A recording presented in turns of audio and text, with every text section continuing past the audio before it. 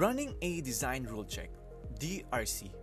Click the Run Design Rule Check button at the bottom of the dialog to perform a design rule check.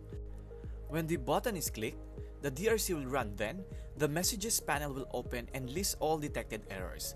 If the Create Report File option was enabled in the Report Options page of the dialog, a Design Rule Verification report will open in a separate document tab.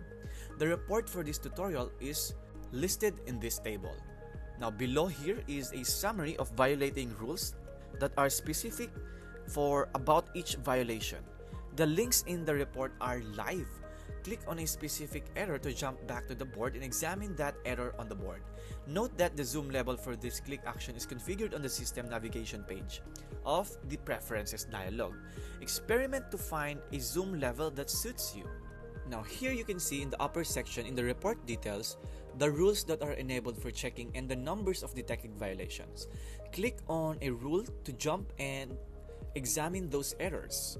And below here, in the lower section of the report, it shows that the rule that is being violated. Now followed by a list of objects in the error, click on an error to jump to that object on the PCB.